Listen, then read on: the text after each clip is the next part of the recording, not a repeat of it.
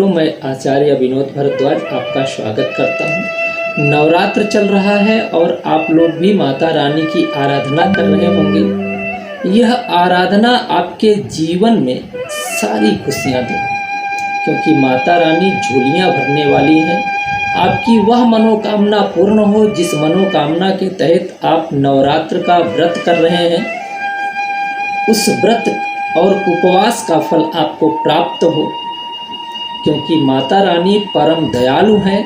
अपने भक्तों को अपने आंचल में छिपा लेती हैं, उनकी सारी मुश्किलें दूर कर देती हैं। लेकिन कोई भी यज्ञ बिना हवन के आधी अधूरी मानी जाती है, उसका फल आधा अधूरा ही रह जाता है। नवरात्र में किस दिन हवन करें, इसमें बहुत सारी भ्रांतियां आ गई हैं। कुछ लोग अष्टमी को हवन कर लेते हैं, कुछ लोग नवमी को हवन करते हैं, तो कुछ लोग चतुर्दशी को हवन करते हैं। क्या यह हवन का कार्यक्रम दुर्गा सप्तशती में आया है क्या? इस विषय की आज हम आपको विस्तृत जानकारी देने वाले हैं, क्योंकि बेहद महत्वपूर्ण हो जाता है। अलग अलग दिनों में आहुति करना और बिना जानकारी के आहुति कर देना, वह यज्ञ आपकी आधी अधूरी हो जाती है।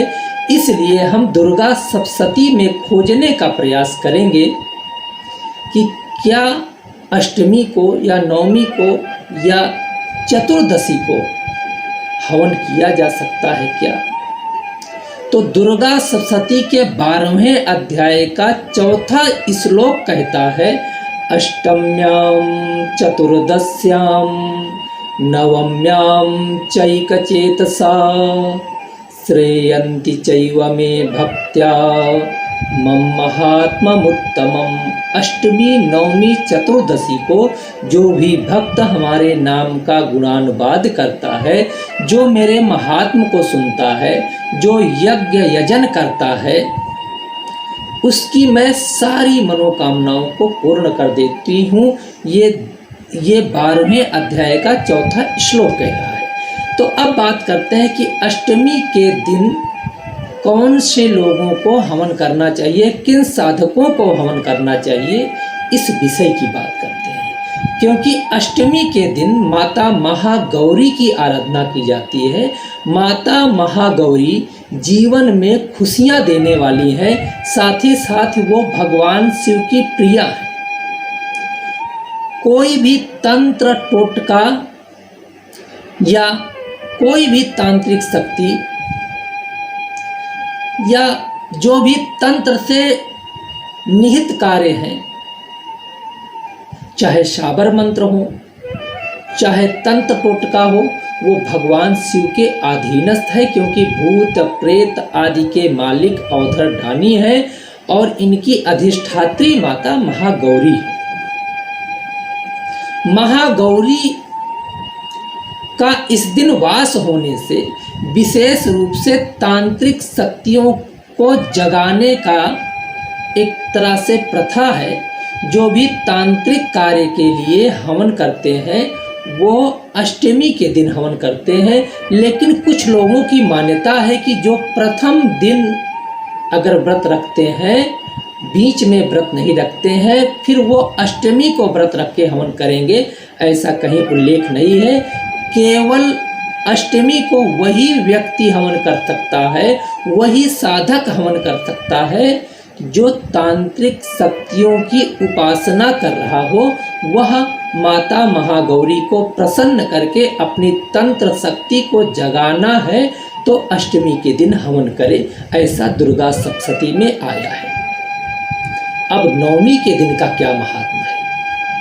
क्योंकि नवमी के दिन माता सिद्धिदात्री है, वह समस्त सिद्धियों को प्राप्त कराने वाली है, भक्तों की मनोकामनाओं को पूर्ण करने वाली है।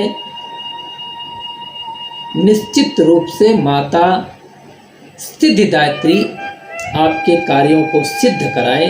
दुर्गा सप्तशती के अनुसार यदि नवमी के दिन हवन किया जाए तो निश्चित रूप से मनोकामनाओं की पूर्ति होती है। इस वीडियो को पूरा आप देखिएगा, क्योंकि मैं इस नवरात्र में नवमी कब है, अष्टमी कब है और विजयदशमी कब है, इसका भी उल्लेख आपके साथ करूंगा, क्योंकि बहुत सारी भ्रांतियां फैली हुई हैं। दशमी नवमी एक दिन, अष्टमी कब है, बहुत सारी अस्त व्यस्तताएँ फैली हैं। लेकिन पहले बात करते हैं चतुर्दशी की, क्योंकि नवमी तो आप समझ ही गए होंगे कि नवमी शुद्ध वैष्णव जो घर गृहस्थ के लोग हैं उनको नवमी के दिन हवन करने से सिद्धियां प्राप्त होती हैं। लेकिन चतुर्दशी के दिन कौन यज्ञ यजन करे, कौन व्यक्ति, कौन ऐसा साधक है जो चतुर्दशी के दिन हवन करे तो उसकी मनोकामनाएं पूर्ण होती हैं। देखिए, इसके लिए कहा गया है कि जो भी भक्त मिट्टी की प्रतिमा को स्थापित करता है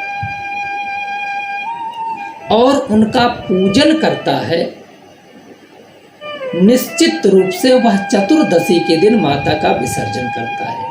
इसके लिए कहा गया है शरत काले महापूजा क्रियते च वार्षिकी, अर्थात ये जो शरद काल एक वर्ष का के पूजन के महात्म को प्राप्त कराने वाला होता है। अर्थात यह जो शरद काल का जो आश्विन महीना है, इस महीने में माता की मिट्टी की मूर्ति स्थापित की जाती है, अर्थात बना करके स्थापित की जाती है। प्रतिपदा से लेकर चतुर्दशी तक इसका पूजन करके चतुर्दशी के दिन माता का विसर्जन करने से मनोवांछित फल की प्राप्ति होती है। इसलिए जो भी भक्त माता की मिट्टी की मूर्ति बना के पूजन करते हैं वो चतुर्दशी के दिन विसर्जन करते हैं।